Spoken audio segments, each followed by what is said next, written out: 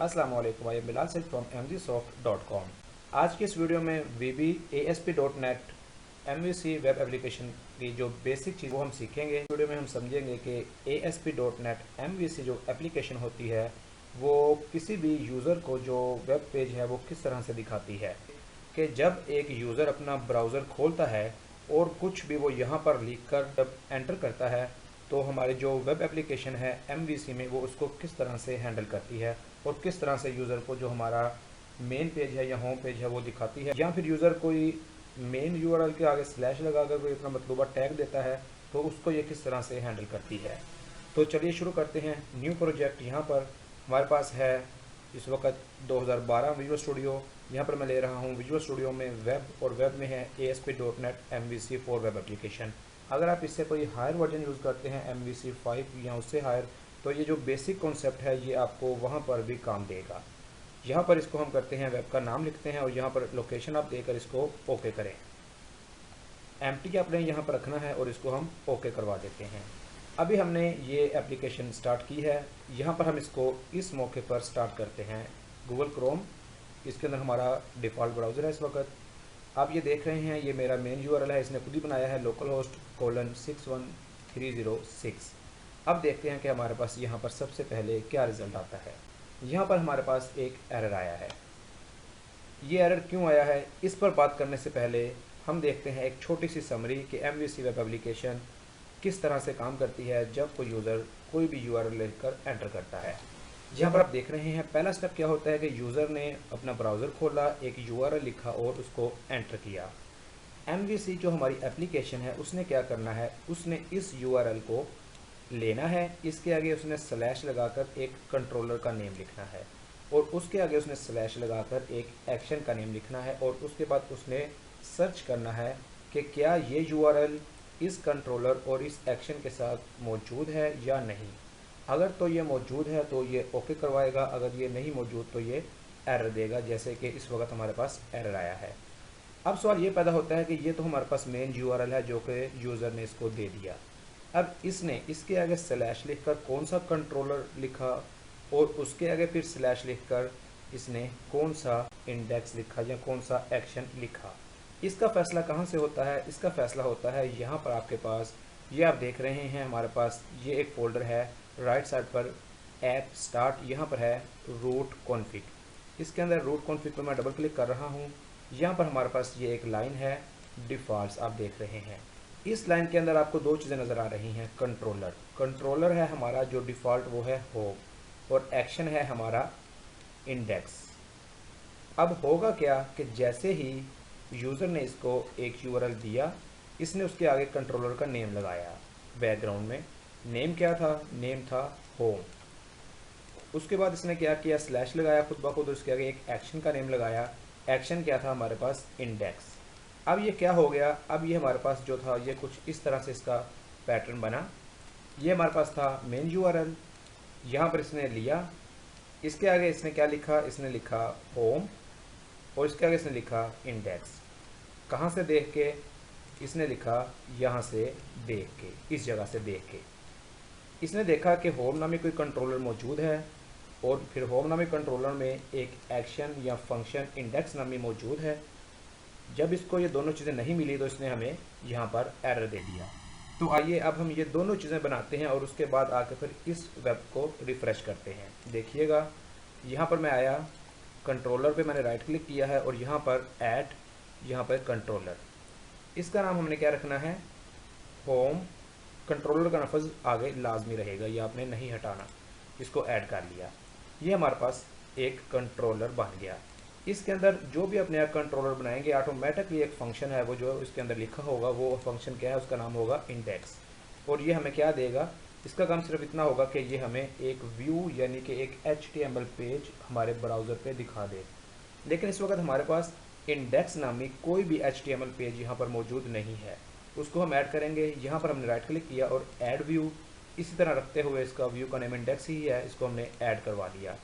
ये हमारे पास एक छोटा सा HTML पेज आ गया। ये है यहाँ पर इंडेक्स।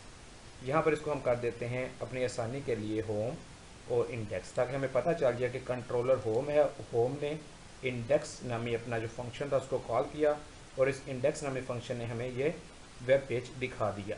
ये आप याद रखिएगा कि जो व्यू बना है ये बेसिकली आप देख रहे हैं कि index.vb.html, ये इसके अंदर हम VB का कोड भी लिख सकते हैं और HTML का कोड भी लिख सकते हैं।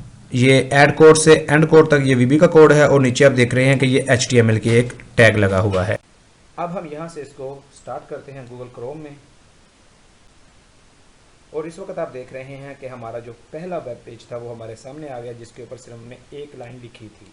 अब हम इसको चेक करना चाहें कि क्या वाकई इसके ऊपर और जो हमने एक पैटर्न यहाँ पर डिफाइन किया था, ये वाला पैटर्न, क्या ये सेम चीज़ है। तो हम यहाँ पर आ जाते हैं, जो हमने पहले खोला था इसके आगे मैं लिख रहा हूँ /home और इसके आगे मैं लिख रहा हूँ इंडेक्स। अब हमने इसको एंटर का बटन दबाया तो आप देख रहे हैं कि सेम वही काम हुआ जो कि अकेले इसके ऊपर हुआ था। क्या हुआ, सबसे पहले इसने ये लिया, यहाँ पे आते हैं, सबसे पहले इसने हमारा जो URL था वो लिया, उसके आगे इसने स्लैश लगा के डिफ़ॉल्ट जो आपका कंट्रोलर था उसका नेम लगाया, स्लैश लगा के डिफ़ॉल्ट फंक्शन का नेम लगाया और हिट किया, और उसके बाद कंट्रोलर सामने आया ये वाला, इसने देखा अपने अंदर ये वाला फंक्शन, इसको कॉल किया, और इस फंक्शन ने जो था इंडेक्स नामी फंक्शन था हमारा, उसने क्या किया, इस इंडेक्स नामी फंक्शन ने एक हमें व्यू रिटर्न किया, और उस व्यू का नाम भी था इंडेक्स, जो कि हमारे पास ये था, ये हमारे यूज़र को मिल गया। ये तो था पहला सिनेरियो कि यूज़र ने हमें सिर्फ मेन URL दिया तो सिस्टम ने क्या किया, उसके आगे स्लैश लगा के कंट्रोलर का नेम और स्लैश लगा के एक्शन का नेम लगा दिया। अब दूसरा सिनेरियो, अगर यूज़र हमें कुछ इस तरह का पैटर्न देता है कि वो एक URL भी दे देता है, स्लैश लगाकर वो जो है कंट्रोलर का नेम भी दे देता है, तो फिर क्या होता है। यहाँ पर हम ट्राई करते हैं, जैसे कि मेरे पास इस वक्त है कॉन्टैक्ट, यूज़र ने क्या किया, मेन URL दिया और एक नेम दे दिया कंट्रोलर का। ये लिखकर मैंने एंटर किया तो आपने देखा कि यहाँ पर हमारे पास एरर आया। यहाँ पर भी वही काम हुआ कि इसने इतना एक्सेप्ट कर लिया, इसके बाद इसने खुद बैकग्राउंड में क्या किया, स्लैश लगाकर इसके आगे जो था डिफ़ॉल्ट एक्शन का नाम लिखा जो कि है इंडेक्स। ये कहाँ से आएगा, ये भी उसी तरह वहीं से rootconfig.vb जो फाइल है यहाँ से देख के इसने हमेशा उसको फिल करवाना है। कोई भी URL होगा उसने इसको यहाँ से देख के ही फिल करवाना होता है। तो यहाँ पर भी यही काम हुआ, इसने देखा कि कॉन्टैक्ट नामी कोई कंट्रोलर मौजूद है सिस्टम में और उसमें कोई इंडेक्स नामी फंक्शन मौजूद है, लेकिन चूंकि मौजूद नहीं था तो हमारे पास एरर आया। तो आइए चलते हैं वापस और यहाँ पर इसको स्टॉप करते हैं, कंट्रोलर में आते हैं और करते हैं ऐड एक न्यू कंट्रोलर। इसका नाम क्या रखते हैं, इसका नाम रख लेते हैं कॉन्टैक्ट। इसको मैंने ऐड किया यहाँ पर और इसने ऑटोमेटिकली आप देख रहे हैं कि एक फंक्शन जो था खुद ब खुद बनाया। लेकिन चूंकि हमारे पास इंडेक्स नामी फंक्शन तो आ गया, लेकिन जो इसने व्यू दिखाना है यूज़र को, जो HTML पेज दिखाना है, वो HTML पेज हमारे पास नहीं है। तो हम यहाँ पर इसको राइट क्लिक करेंगे, ऐड व्यू करेंगे और इसको ऐड करेंगे। अब ये हमारे पास एक इसी तरह से VB.html एक पेज बन गया जिसमें VB का और HTML का कोड होगा। यहाँ पर हम अपनी आसानी के लिए लिख देते हैं कि दिस इज़ कॉन्टैक्ट पेज। तो अब चलते हैं वापस क्रोम के अंदर, स्टार्ट करते हैं इसको। सबसे पहले ये क्या करेगा, इसने उसी तरह से जो था मेन URL लिया, उसके आगे होम और इंडेक्स लगा के हमें ये दिखा दिया।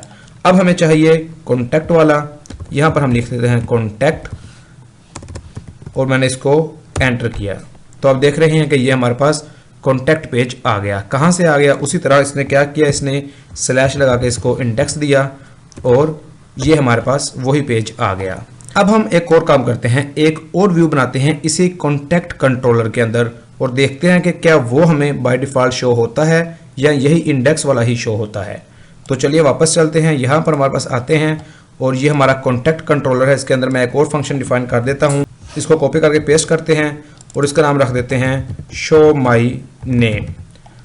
इसका जो व्यू है उसमें मैं उसी तरह मैं से राइट क्लिक करूंगा और यहाँ पर ऐड व्यू में आ जाऊंगा। शो माई नेम, जो आपने याद रखना है फंक्शन का नेम और व्यू का नेम ये सेम है। ऐड करते हैं और यहाँ पर हमारे पास आ गया है ये चीज़, इसको हम करते हैं दिस इज़ माई नेम। अब क्या करते हैं, अब करते हैं इसको स्टार्ट दोबारा से। अब आप देख रहे हैं सबसे पहले क्या होता है, आपको पता होना चाहिए कि ये जो है इसके आगे क्या चलेगा, इसके आगे होम ऑटोमेटिकली वो बनाएगा और उसके आगे इंडेक्स। ये वाला जो पूरा URL है ये यहाँ पर हमारे पास चला, ये आया। लेकिन अब हम इसको देते हैं कॉन्टैक्ट। ये मैंने इसको कॉन्टैक्ट दिया तो इसने क्या किया, इसने हमें कॉन्टैक्ट का जो इंडेक्स पेज था वो दिया, यानी कि इसने ऑटो इसको कंप्लीट किया और ये पेज हमें दिया। अगर हम चाहते हैं कि कॉन्टैक्ट कंट्रोलर के अंदर से हमें जो दूसरा व्यू है जो हमने अभी नया बनाया है माय नेम वाला, वो कैसे आएगा, इसी तरह से हम इसको मैनुअली यहाँ पर लिख देते हैं शो माय नेम। ये देखिएगा, अब इसको मैंने एक कंप्लीट एड्रेस दिया, यूआरएल दिया, कंट्रोलर का नाम दिया और उसके साथ मैंने अपना जो मतलूबा मेरा फंक्शन मुझे चाहिए वो मैंने इसको दिया।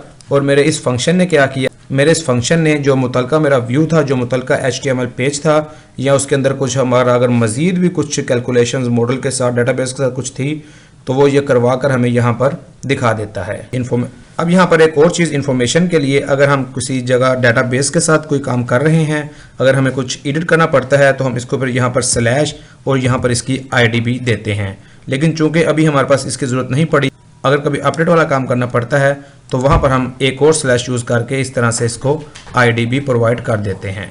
उम्मीद है आपको ये चीज़ पसंद आई होगी कि MVC एप्लीकेशन किस तरह से काम करती है, URLs को लेकर किस तरह से कंट्रोलर आता है और वो आके अपने अंदर को जो मतलूबा फंक्शन होता है वो चलाता है और वो फंक्शन अपना मुतलका व्यू दिखाता है। उम्मीद है इस चीज़ की आपको अच्छे से समझ आ गई होगी। अगर आपको ये वीडियो पसंद आई है तो इसको लाइक और शेयर जरूर कीजिएगा और हमारे चैनल कंफर्ट अरीना को भी सब्सक्राइब कीजिएगा। It is Bilal Saeed signing off. अल्लाह हाफिज़।